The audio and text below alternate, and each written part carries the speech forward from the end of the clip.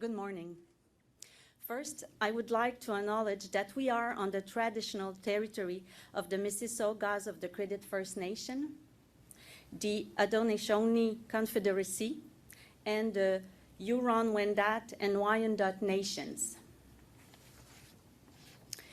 Je suis Nathalie Provost, candidate libérale dans la circonscription de Châteauguay, les Jardins-de-Napierville au Québec.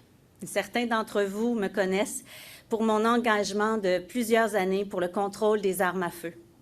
J'ai survécu au féminicide de Polytechnique de Montréal. Le 6 décembre 1989, un homme est entré dans mon université, l'école Polytechnique, où j'étudiais pour devenir ingénieur. J'ai reçu 4 balles et j'ai eu la chance de survivre. Cependant, 14 de mes collègues, toutes des femmes, ont été tuées. Dès janvier 1990, les étudiants, les professeurs, les familles des victimes se sont mobilisés pour demander l'interdiction des armes d'assaut. Les citoyens ont appuyé le mouvement. Les familles et amis des victimes de Concordia, de Dawson, de la Mosquée de Québec, de Porte-à-Pique ont joint leur voix à la nôtre.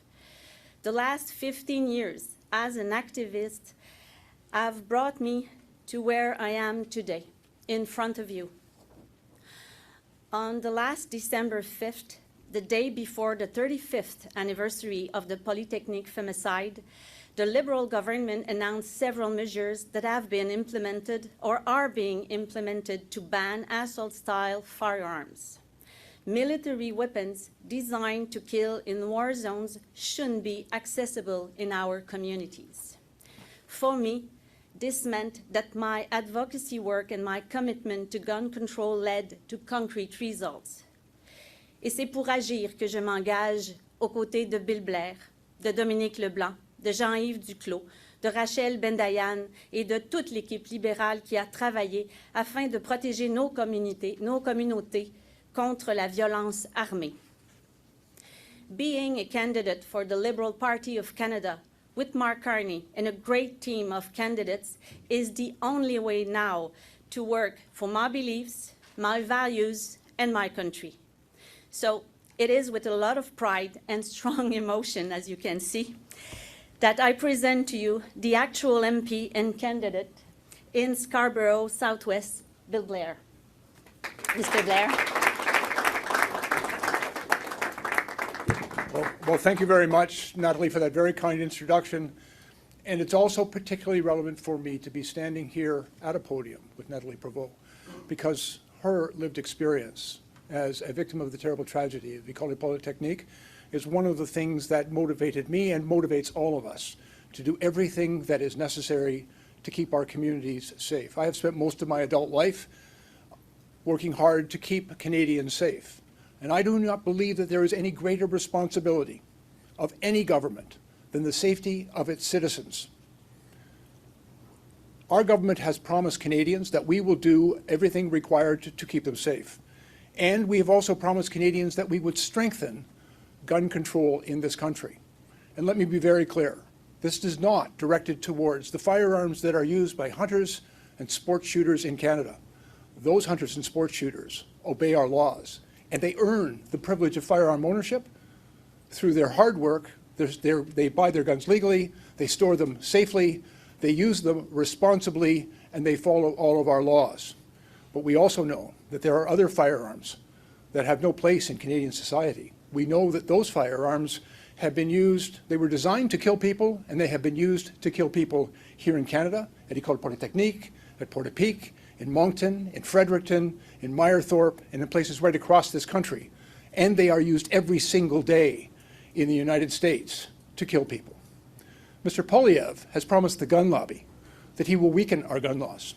Mr. Poilievre has promised the gun lobby that he will restore the legality of assault rifles in our communities. And he's promised the gun lobby that he will give us American-style gun laws. Canada is not America, and we need to stand up for our country, our values, and our beliefs. And we need to do everything possible to keep our communities safe. And that's why I am very proud this morning to have the privilege to introduce the Prime Minister of Canada, Mark Carney, to make an important announcement about how we intend to keep all of our citizens safe.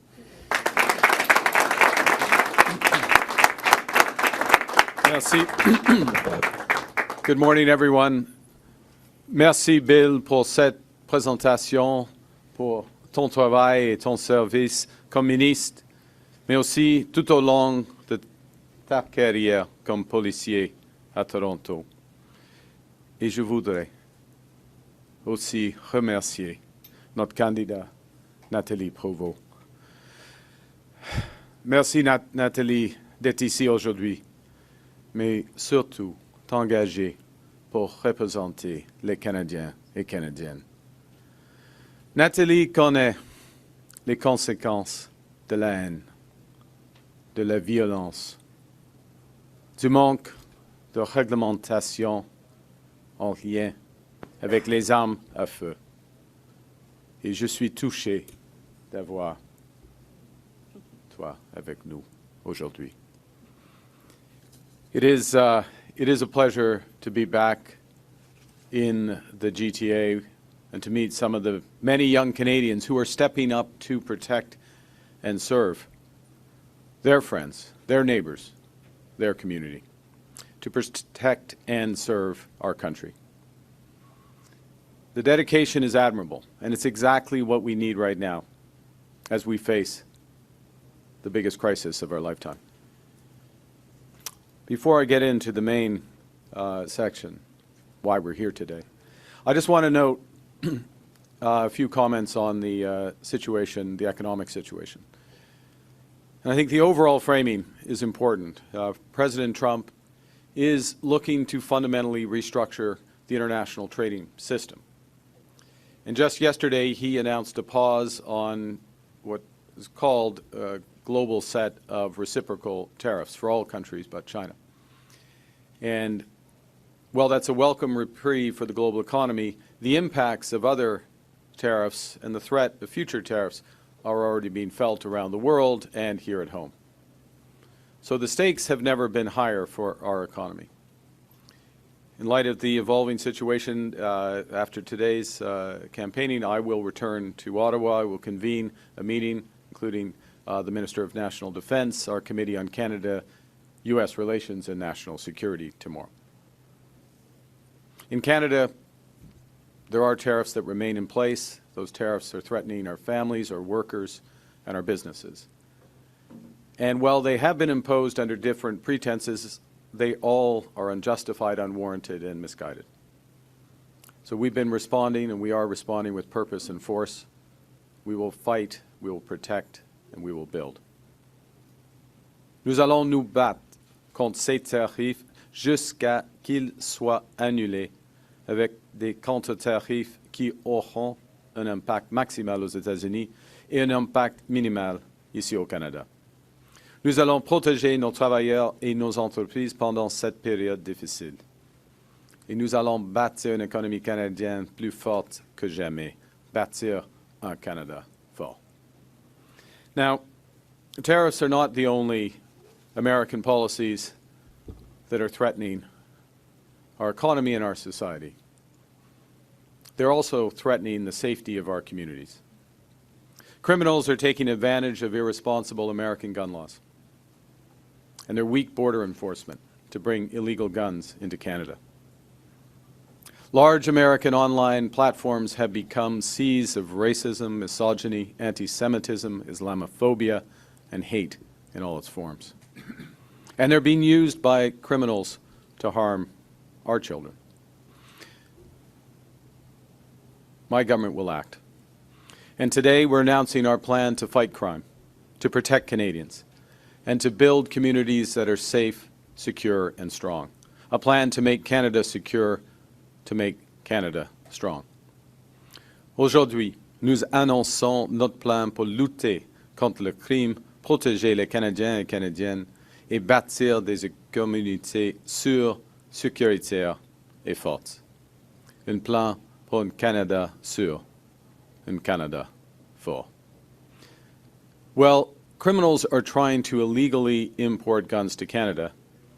Pierre Poilievre is trying to import irresponsible American-style gun laws into our country. You can't be serious about being tough on crime if you're not willing to be tough on guns. You can't be serious about stopping intimate partner violence without being serious about gun control. When we know from our own tragic history how often guns are involved. We are taking action, all while respecting the long-standing traditions of hunting and sports shooting and respecting the traditions of Indigenous peoples.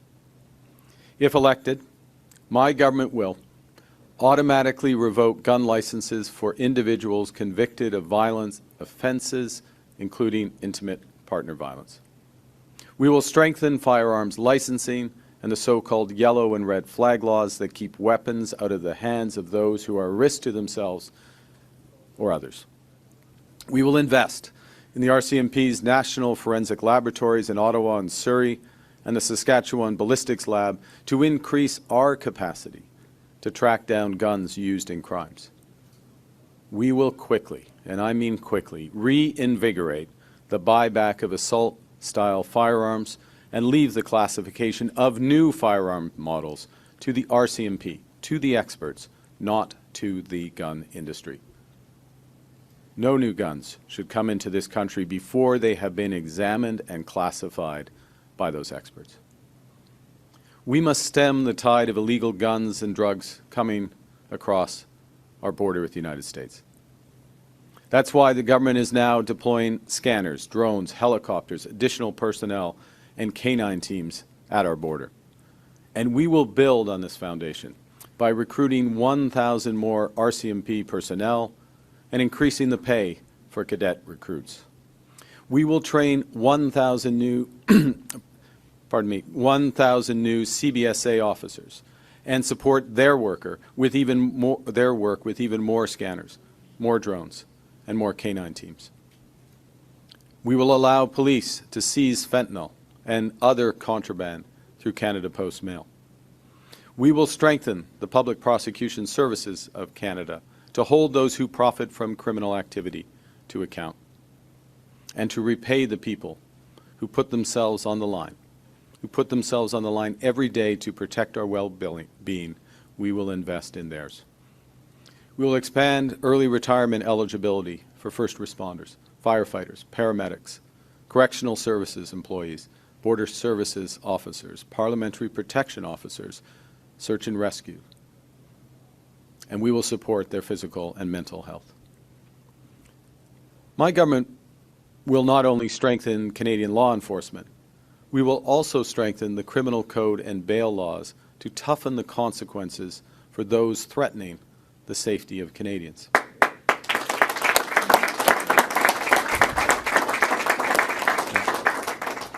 To ensure that Canadians feel safe in their homes and communities, we will make bail harder to get for those charged with stealing cars using violence, stealing cars for a criminal organization, for home invasion, and for certain human trafficking and smuggling offenses.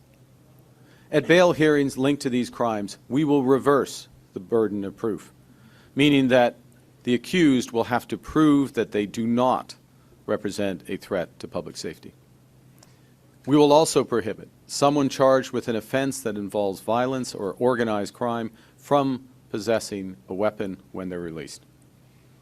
We will toughen sentencing guidelines for repeat offenders charged in relation to stolen cars and to violent and organized crime. We will protect the victims of sexual violence and intimate partner violence by making murder motivated by hate, including femicide, a constructive first-degree offense. We will make producing and distributing non-consensual sexual deep fakes a criminal offense. And we will increase penalties on summary conviction for sexual assault and the distribution of intimate images without consent. You know, new online platforms have created new threats, including and perhaps especially for children. And as much as we as parents want to protect our kids, we can't always be there. We can't always be looking over our kids' shoulders to see what they're doing or what they're exposed to online. And so while protecting children is first and foremost a parent's responsibility, it is also a collective responsibility.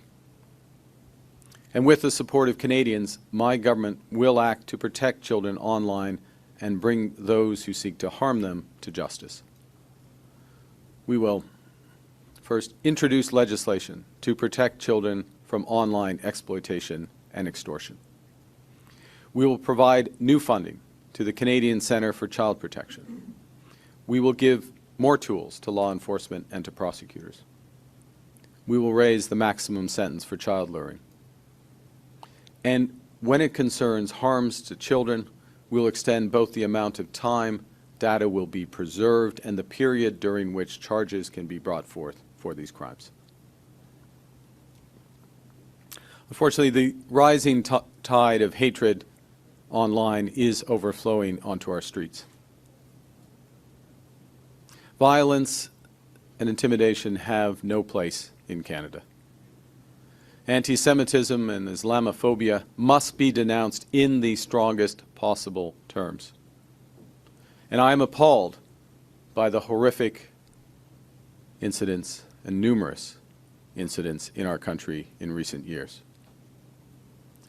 I go to church myself, and I've reflected on stories like what has happened with the Temple Sinai Synagogue, what they've had to face right here in the GTA. Its signage has been repeatedly set on fire. Its congregants now have to pass through metal security bollards before they can even enter. And its leaders have had to set up active shooter drills to prepare for the worst. I've heard this advocacy directly from the community, including from last month's National Anti-Semitism Forum. There are also far too many violent Islamophobic attacks on mosques and other places of worship and community centers across this city and across this country. And I'll be clear. If any Canadian can be threatened when simply exercising a fundamental freedom, then all of our freedoms as Canadians are at risk. And we refuse, my government refuses to allow Canadians to feel threatened when visiting their place of worship, when sending their kids to school, when going to a community center. And that's why we will make it a criminal offense to intentionally and willfully obstruct access to any place of worship, to any school, any community center.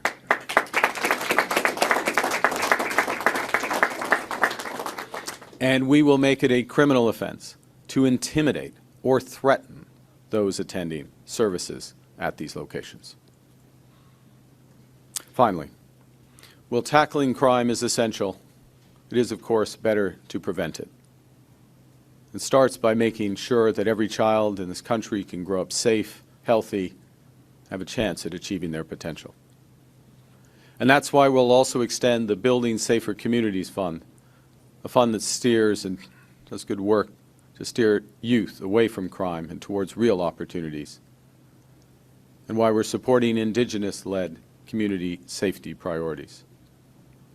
It's why this government will continue to place the highest priority on high-quality, affordable childcare, on free school meals for those who need it, a dramatic expansion in training, including in apprenticeships in the skilled trades, and a step change in the construction of deeply affordable housing as part of broader efforts by municipalities and provinces to combat homelessness. Les Canadiens et les Canadiens savent que nous partageons tous la responsabilité de protéger nos communautés, que nous devons veiller les uns sur les autres. Canadians believe, in fact, our country is founded on peace, order, and security. Its promotion is the core responsibility of good government. My government will do its utmost to fulfill that mission. But ultimately, safe communities come from within, from who we are and how we treat each other. It's not the Canadian way to stoke fear, anger, and division. It's not the Canadian way to point fingers at each other. The Canadian way, our way, is to come together, to solve problems and to look out for each other. That's how we build communities that are safe, secure, and strong. That's how we make Canada secure. And that's how we will make Canada strong. Merci. Thank you very much. I look forward to it. Now we can go to the question period. We'll take questions from the delegation first before moving on to local media. First question, Karina. I'm short. I'll just go on my tiptoes. Karina Roman, CBC News. The European Union has paused its retaliatory tariffs. Howard Lutnick has warned Canada to learn lessons from China's retaliation. What do you need to see in order to remove Canada's counter tariffs? Well, first thing, I'll say a couple of things, if I may. First, it was welcome, the President's pause on reciprocal tariffs, as you know, but just for clarity for everyone. That didn't specifically apply to Canada. We didn't have reciprocal tariffs on, but the pause applied to most other countries in the world, with the exception of China.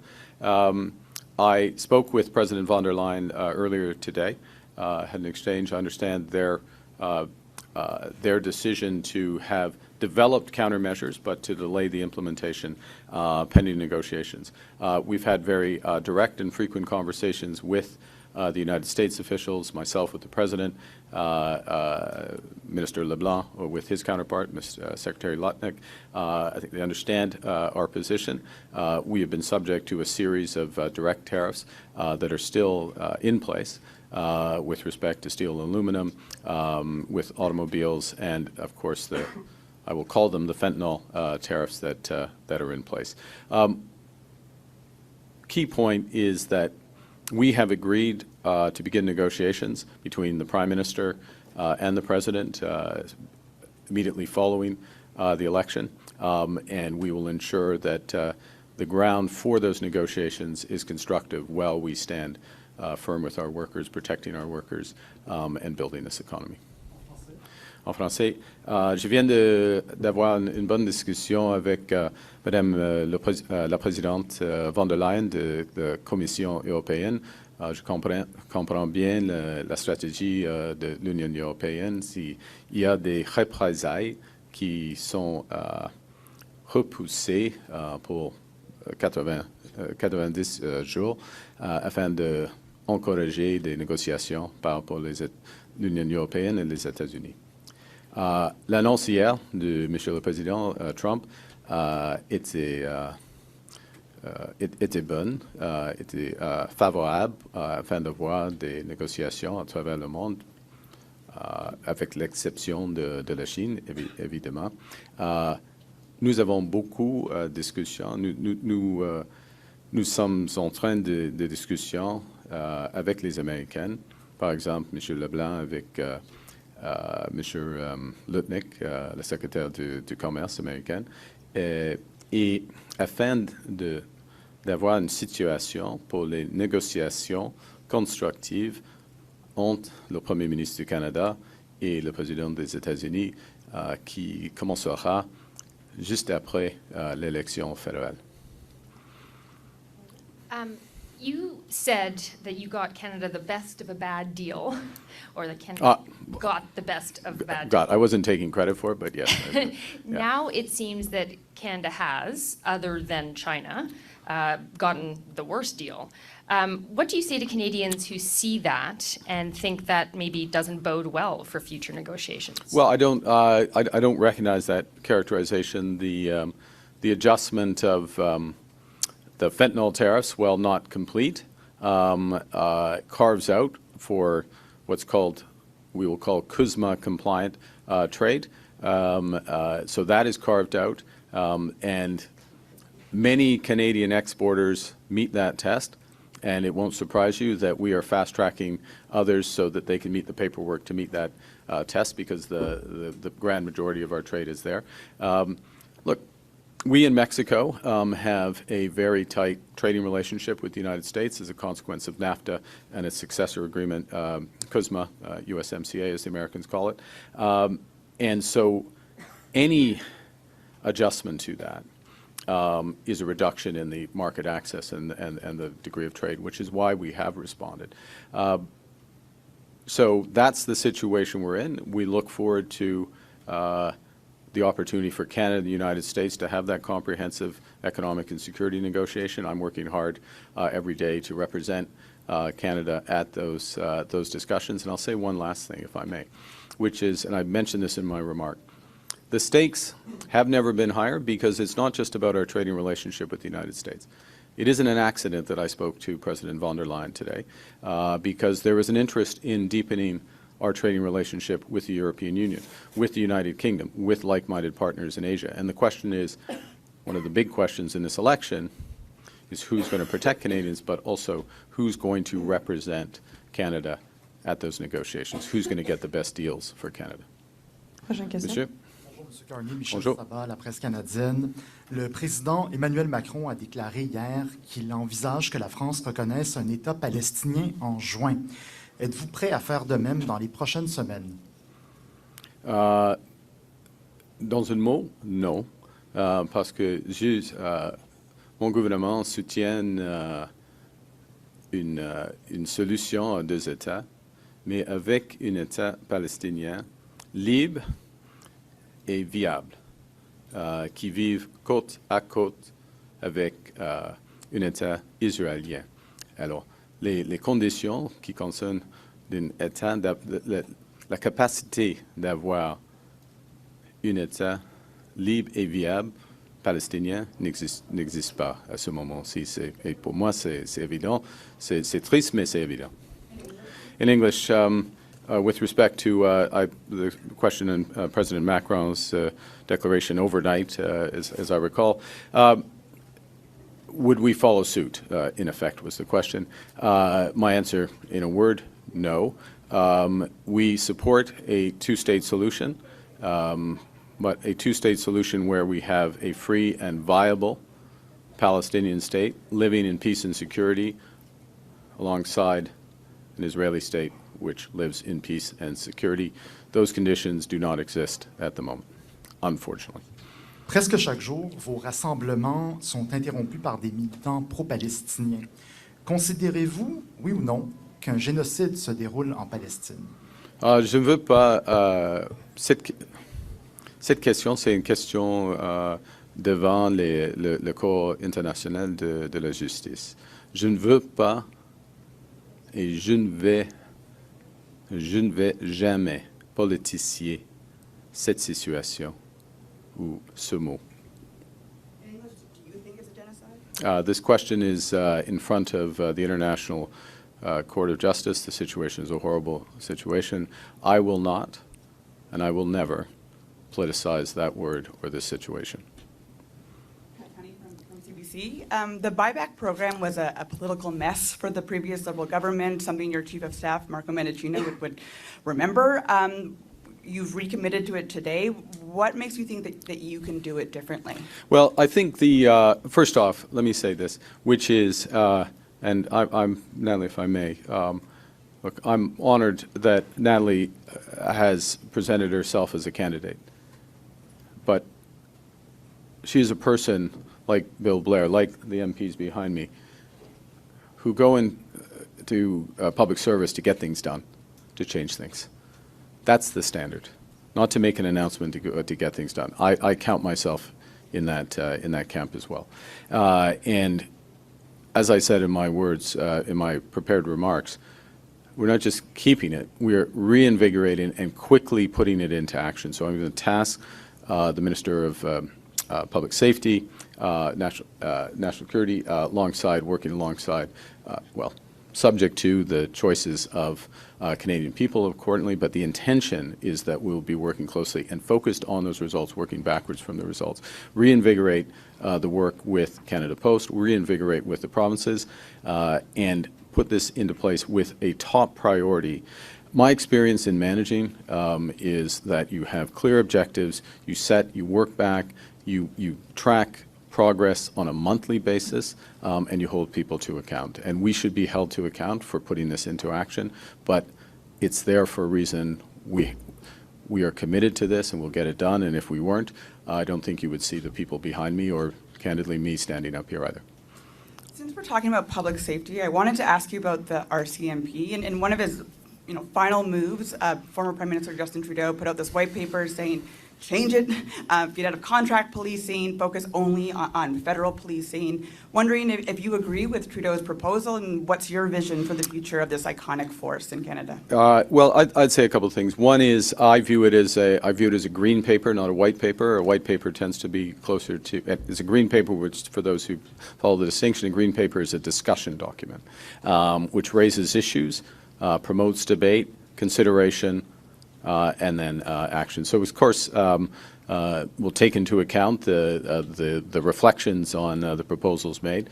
I view the RCMP as central to the security of Canadians, as it has been from before Canada came into being, and commit the resources and make the reforms necessary to take what is a great force for protection and security of Canadians and make it even better. Next question. Yes. Abigail Beeman, CTV News. Today, the NDP says that your plan to balance the operating budget will mean $43 billion in cuts by 2027-28, and they're concerned that that would mean cuts to public services, deep cuts to healthcare. Will it? No. Short answer, no. No cuts to healthcare. In fact, reinforcement of healthcare. Certainly no. This government, we're very clear. Healthcare, dental care, which we've reinforced during the course of this campaign. If we are elected, 5 million more Canadians will have access to dental care. Pierre Poilievre will not allow that. Pharmacare, we will follow through on pharmacare. Pierre Poilievre will not allow that. Childcare, in place. Pierre Poilievre will get rid of it. Free school meals for children who need it. We will have it. Pierre Poilievre will get rid of it. None of that can be, only we can ensure that those are in place. Now, in terms of the specifics of our platform as a whole, balancing the operating budget, in other words, spending less so the country can invest more, so that we can build this country, we'll release in the next, certainly in the next week, in the next few days, a detailed platform and a costed platform. And we can have that discussion in a less abstract way with specific numbers, and I look forward to it because that's part of the way we intend to govern if we are elected, which is full transparency, openness with the media and stakeholders in responding to questions. Thank you. Brièvement, OK. Il y aura une plateforme chiffrée. Nous allons le dévoiler dans quelques jours. Et on peut avoir une grosse discussion sur les chiffres à ce moment-là.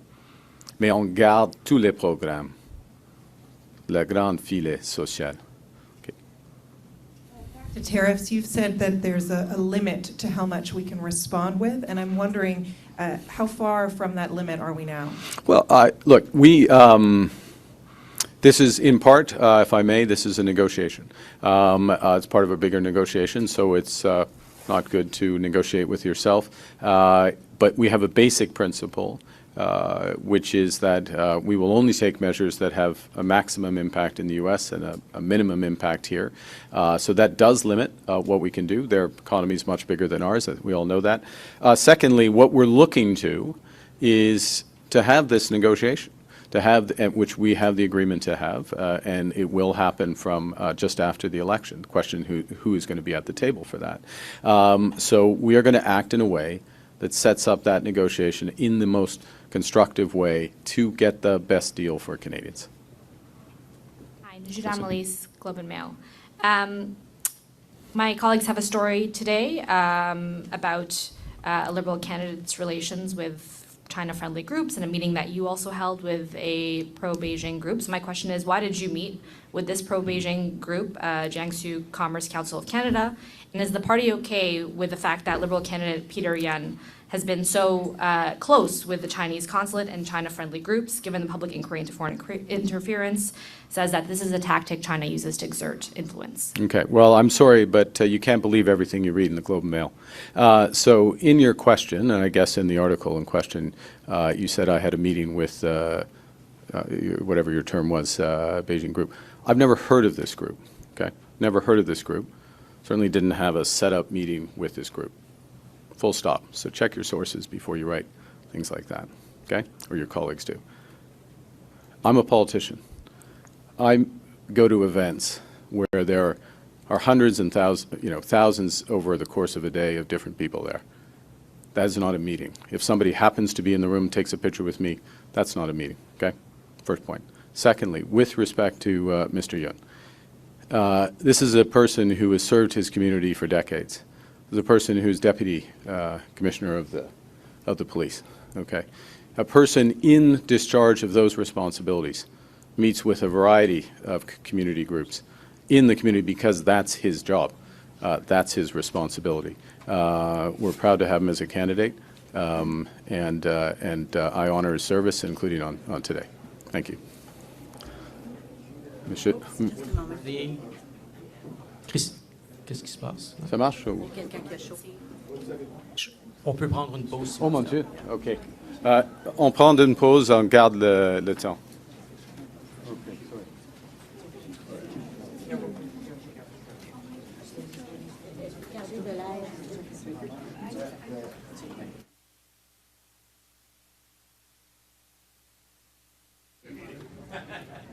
Jeff.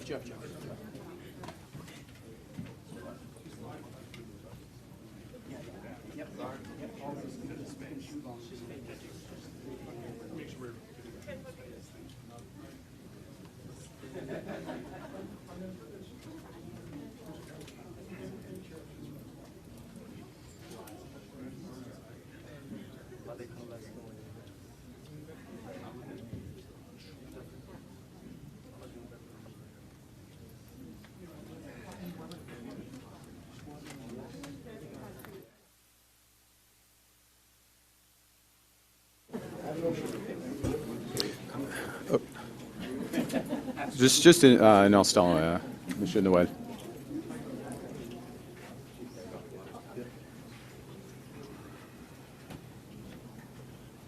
I believe she's fine. so Yeah, we I can think that. proceed. Je crois que la situation est, ça fonctionne.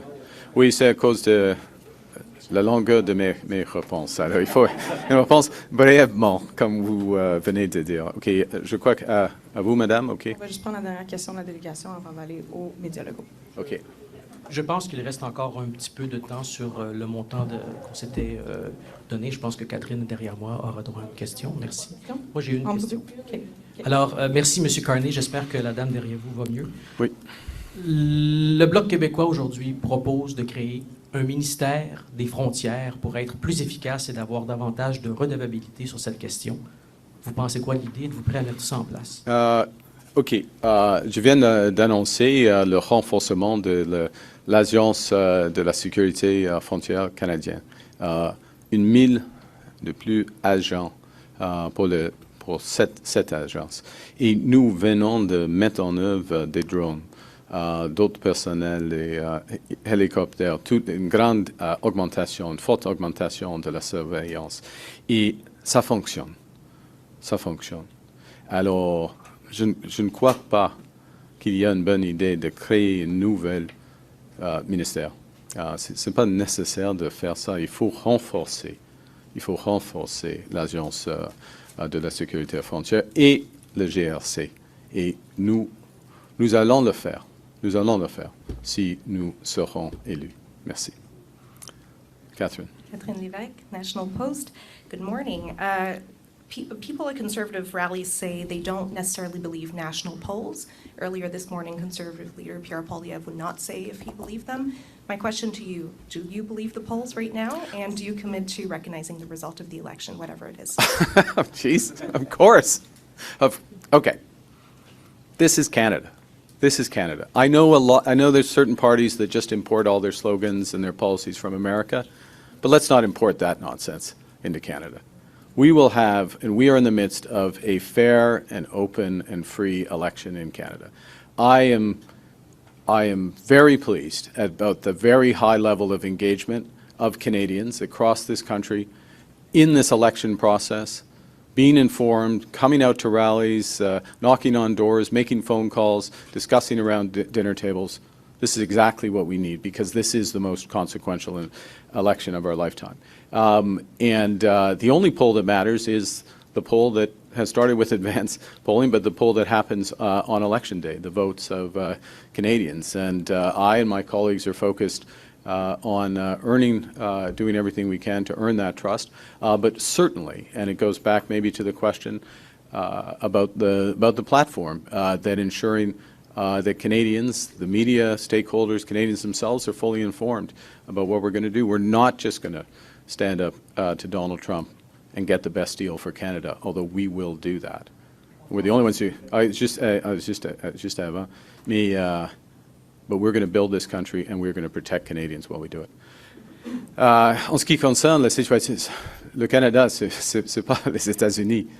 OK, on accepte toujours les résultats d'élections ici. C'est un processus. Nous sommes en train d'une élection qui est libre, qui est ouverte, qui est transparent, qui est juste. OK? Je rejoins que le niveau de la participation des Canadiens et Canadiens dans cette élection, n'importe quel parti politique. Et qu'est-ce que c'est le dernier aspect? C'est en ce qui concerne les décisions des Canadiens et Canadiennes, elles doivent être informées, bien informées, et c'est une des raisons pour lesquelles nous aurions une plateforme chiffrée qui va dévoiler dans quelques jours. Et point final, le Parti libéral, oui, nous sommes les meilleurs pour faire face à M. Trump, pour gagner des bons accords commerciaux pour le Canada à travers le monde. Mais nous allons protéger les Canadiens et les Canadiens, et nous allons bâtir une économie forte pour tous les Canadiens et Canadiennes. Merci. Over to local media. We'll take 5 minutes of question. Yeah, thank you. Hello, I'm Rupinder from PTC Punjabi. You are in Brampton today, which is hub of Indo-Canadian community, and my question is about Canada-India relations, which are not in good terms at present. If elected again, do you plan to strengthen these relationships and mending ties with India? Well, we would welcome a strengthening of ties with India, but any relationship is two-sided, and that relationship needs to develop with transparency, mutual respect. The opportunity is there to develop that, but as I say, it takes two sides, and that includes from India. Thank you. Good morning, Mr. Carney. Mani Gupta from Road Today and South Asian Unlimited. My question is related to region of Peel. It's popularly known as the freight capital of Canada, but it's also becoming a crime capital of Canada with a growing number of extortions, daylight, robberies, carjackings, and especially city of Brampton, where we are right now, has installed 50 high specialized cameras at 50 locations to just catch the criminals. Yeah. Looking at the Peel Regional Police Association has endorsed Pierre Poilievre and Conservative Party of Canada, how will your government, if re-elected, bring a new ray of hope for local Canada? Well, let me say that first off, I recognize the seriousness of violent crime, crimes against property, and working closely with many of the representatives of the Peel region. That's part of the reason why we have developed the very comprehensive series of measures that I just announced. Yes, reinforcing policing, but tougher sentencing, cracking down on gun crime, and going directly after, which unfortunately is the case, as you would, I'm sure, know. In many cases, these are organized crime groups, and the penalty for being part of these groups dramatically increasing against crimes against violence. But that is part. So all of those aspects are there. But then that's part of a much bigger strategy that we have been putting in place and we're ramping up, which is to secure our frontiers, both incoming on guns and drugs, but also Major investment 2 weeks ago, 2 weeks less a day ago, announced in the Port of Montreal, $5 billion for port and trade infrastructure. Included in that is much better, a further step change in detection. So we go all the way on both sides of the crime chain, if I can put it that way. Guns, drugs, criminal activity coming across our border from the United States. There's a lot of things from the United States we shouldn't import. It starts there. It starts with U.S. approach to criminal law, criminal enforcement as well. But that comes through there, attacking the criminals and sentencing them appropriately, deterring them, but also ensuring that the proceeds of those crimes, particularly with respect to home invasions and auto thefts, are not there, because securing our ports and stopping the ultimate exportation of these cars. Thank you. We'll have time for one last quick question. Thanks. Mr. Carney, Marco Vigliati, Politics. As we mentioned, we're here in Brampton, where the average price of a home has nearly doubled in the 10 years of the Liberal government's been in power. The number of homes built over the past year has failed to meet the provincial target by, I believe, half. We've also seen the same thing happen in Caledon and Mississauga. Do you believe that this Liberal government has failed residents of the region by not encouraging or not spurring home construction? And how can you convince residents that things will be different under your leadership? Okay, so thank you very much for the question. It's a fundamental issue here in Brampton, as you say, Caledon, across this province, across this country. I've been Prime Minister for just under 4 weeks, and I brought in the most and announced in the past week the most comprehensive and ambitious housing strategy the country has seen since the Second World War, although I will argue that it's even more ambitious than the post-war build. We are looking to double, we intend to double the rate of home construction from less to about 500,000 units. We're going to do that with a Made in Canada strategy, which means that we're going to use Canadian mass timber. We're going to use Canadian technology for these homes. We are going to leverage the power of the federal government in order to drive that construction with a new entity called Build Canada Homes, which will focus itself on deeply affordable homes, okay? And it will help drive that industry. And then we will rely on the private sector to build more broadly, providing up to $25 billion of financing for the private sector. At the same time, we will attack high development charges. We are cutting them, we're committing to cut them in half for the next 5 years. And at the same time, we're going to young families, first-time buyers here in Brampton, across the country, and saying we are removing GST on new homes. So when you add that together, you're looking at up to $50,000 off the cost of a new home. You're looking at building new homes somewhere between 20, likely much more, but cheaper, those new homes. So another tens of thousands that are coming off the cost of new homes there. And then cheaper to run those homes. And then on top of that, and this goes back to the last question, but I want to underscore this, because it's about house prices, it's about getting those prices down, it's about getting financing for people to buy those house prices, but as well, it's about overall affordability of life. And so you think about $10 a day childcare. Families in Brampton who access that are saving somewhere between $6,000 and $10,000 a year on childcare. Okay? They are saving $800 on dental care per person. These are the programs that add up to a great, giving the citizens of Brampton, since we're in Brampton, I'll consecrate it here, a lifestyle that they can afford in a safe community. And that's what the MPs behind me, the candidates behind me are committed to. That's what we've been working together. And if I may, and this is the last word, this is emblematic of my government. It is we're focused on results. We're focused on these core issues. You raised a serious issue. What are the measures? How much of a difference are these, what we're announcing, actually going to make? And then tracking them to make sure that they're implemented. I'll go back to where I started on the first question, though, which is on the gun buyback. We bring the same approach to that. We want results on that. We will work to quickly reinforce that and make sure that the promise that has been made is kept. Thank you very much. Merci beaucoup.